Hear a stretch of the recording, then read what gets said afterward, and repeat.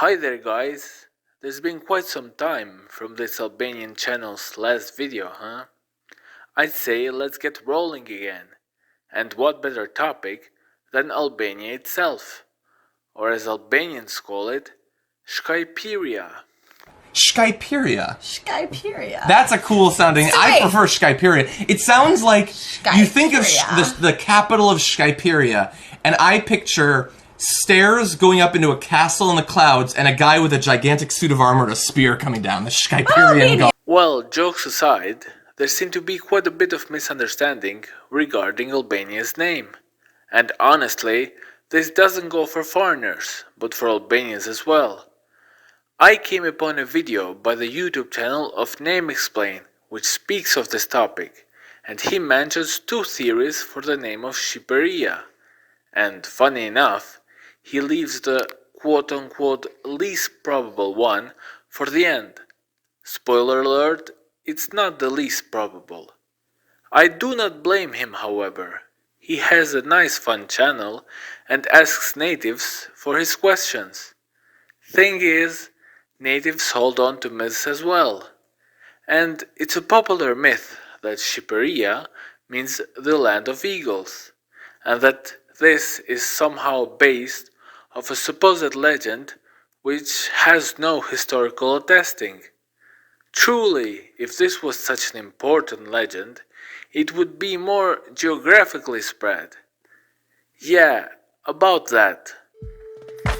If we look at the Wikipedia page of the legend, we get only one link. Clicking the link takes us to this American site that is apparently filled with folklore from all around the world. And the page about the legend? Yeah, not quite professional looking. The submitter is a diaspora Albanian whose great-grandmother told him that this tale tells how Albania got its name. And that's it. That's the whole source. Well, that can be all, right? Surely I can find this folk tale somewhere else.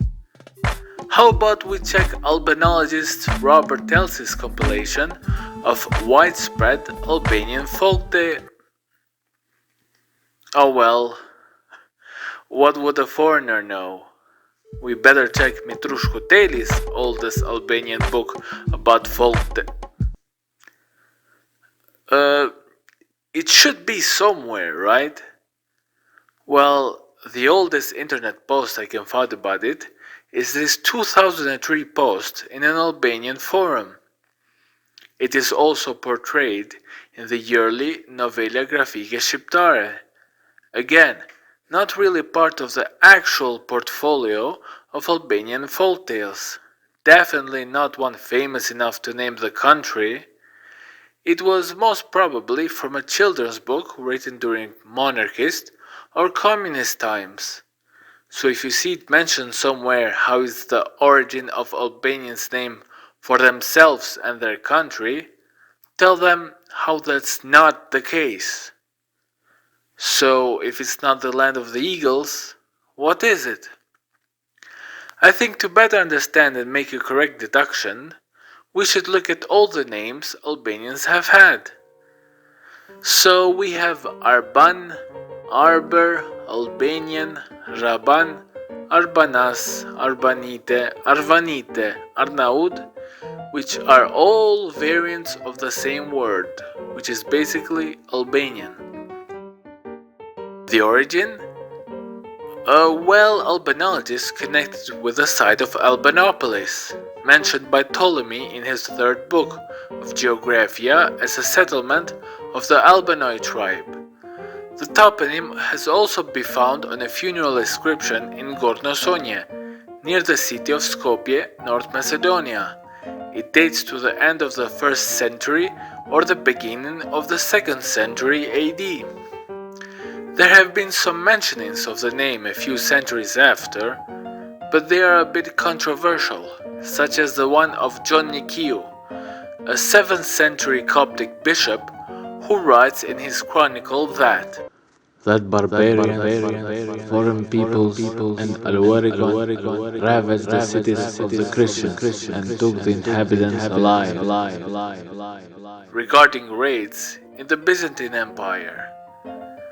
This comes from a later Ge'ez translation, which points out that these Alvericon, in the original text, were Albaniton, or Albanitai. What is very interesting about this statement is how the Albanitai are not considered Christian, or better say proper Christian, by this Coptic bishop. However, at the same time, the text clearly makes a distinction between barbarians, foreigners, and the Albanitai, implying that the Albanitai are neither foreigners nor barbarians. Researchers have been careful about stating if these people are the ancestors of Albanians. However, this links nicely to what is possibly the first mentioning of Albanians, the Bulgarian medieval legend of the creation of nations.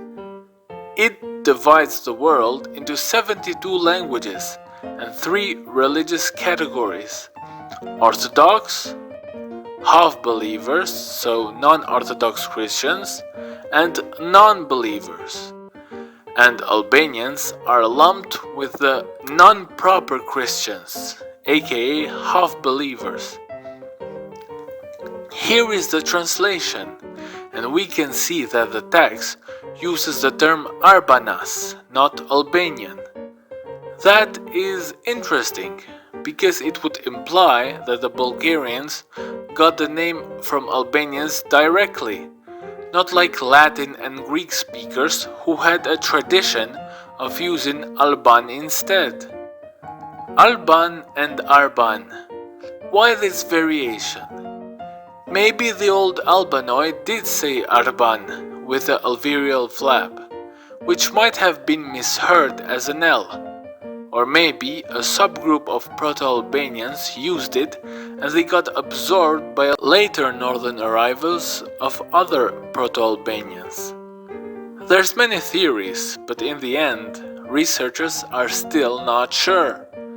Pronunciation aside, the etymology of the name has to do with the Albanoid tribe of central Albania and the root Alb or Arb. According to the most popular etymologies, it suggests a meaning to do with Alps, mountains, hills, as this region is indeed mountainous. And contrary to what Name Explain says in his video, this was not a name given to Albanians by outsiders. From the name of the first tape to the newer exonyms, linguistic clues and the early literature, and everything we discussed up until now, it is clear that Albanians themselves used Arban Arbor. This was their name for themselves, which others would also refer to them by. So we have Arban in the Middle Ages. This gives the term Arbanasi, which is used a lot by Slavs in the medieval times up to Ottoman times. A famous example is the Arbanski Pirk, to the tower where John Castriotti, Skanderbeg's father, and his son resided as monks before death. The metathesis of Arban, Raban, is also used by medieval Slavs to refer to Albanians. The B to V change in the Greek language also gave rise to the term Arvanitai, Arvanit. The next big metathesis happens with the Turkish language. Turks take the term Arvanit from Greeks, and metathesis turns it into Arnavut, later becoming Arnaud. So this is how the term Arnaut, used in the Ottoman Empire and also now by Turks, came to be. And with Turks came the whole Balkans under the Ottoman Empire. And it is under the Ottomans that a new endonym starts gaining popularity in Albania. Yep, Shkajpiria time. Shkajpiria. Shkajpiria. That's a cool sounding. So I wait. prefer Shkajpiria. It sounds like. Yeah, we did this joke once. Anyway, by observing Albanian literature, we can see how the new term, ship for the language and shiptar for the people, came to be. In the Meshari of John Buzuku and Buddhist works, the word ship is used, but the word doesn't refer to Albanian language. It instead has the meaning clear, audible, understandable speech. The most popular etymology gives it a Latin origin, from excipio. However, going to Bogdani's work in 1685, we can see how the word ship is used for the meaning Albanian language. Later in Kuvendi Arpnit, shiptar is used for Albanians.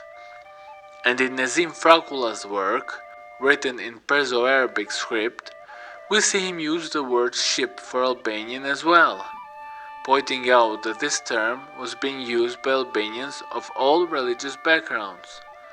So ship, from an adverb meaning audible clear, changed meaning to Albanian. The change from clear to Albanian must have happened somewhere between the works of Budi and the work of Bogdani, so between 1621 and 1685, in the colloquial language, and it must have had an intermediary meaning. Do we have any records of colloquial use of the word from this time? We can take a look at Evliya Çelebi's work, as he does record some Albanian he heard in the city of Shkodër, and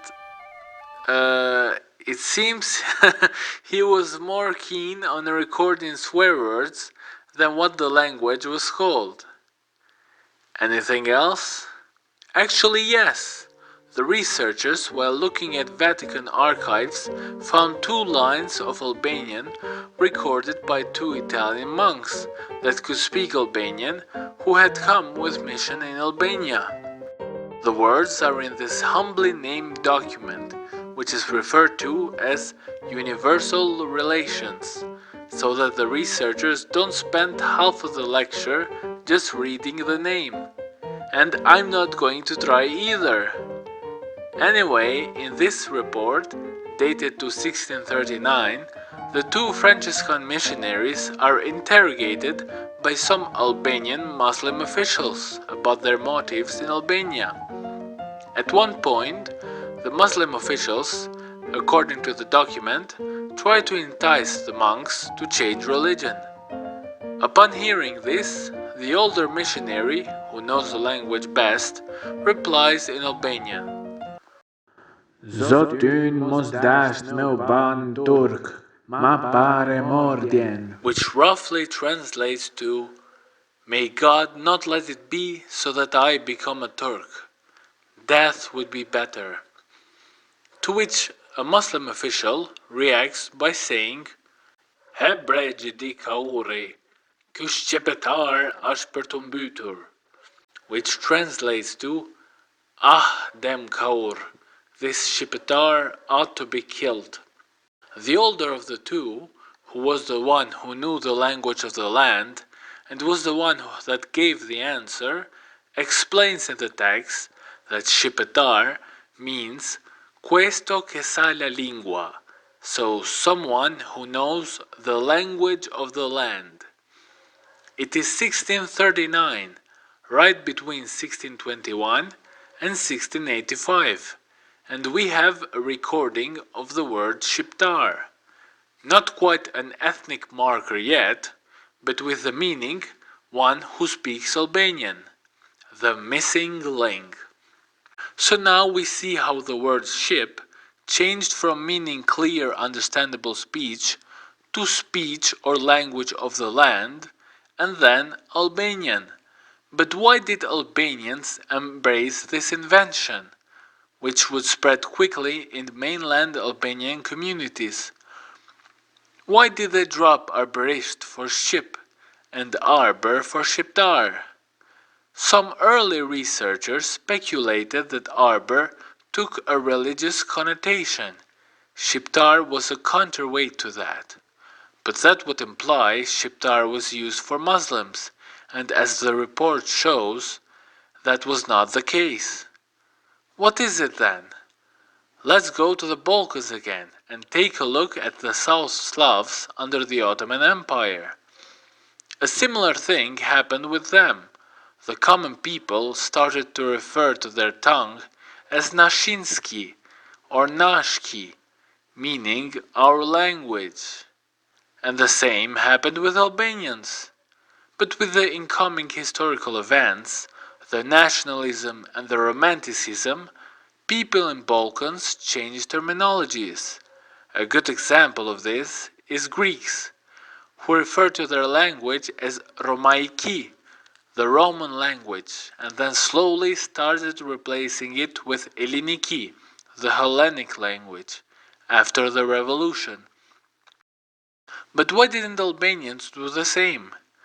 Why didn't the Albanian nationalist movement push for a reinstatement of Arbor and Arborisht? It's a complicated topic really, but on the surface, why should they? Centuries had passed since the change happened, and now the old meaning of clear had been mostly forgotten. And ship has a nice ring to it, being also similar to the word shupe, meaning eagle, which would also give rise to the folk etymologies that Albania means land of eagles. Shipet me shipen në flamur. Shkajpiria. Shkajpiria. That's a Okay, sorry. Just for inclusion's sake, I will mention some other theories, like the one linking it to the city of Shkupi. So, Shkuptar, inhabitant of Shkup, Skopje, or it coming from the name of a famous family from Drisht, which is recorded in the 14th century as Shepuder, Skapuder, Shipudar, Shibudar, Shapudar, etc. But these theories have fallen out of favor, since if the demonym was first, the language would most probably be called Shqiptarisht, and also along with the literary evidence we mentioned.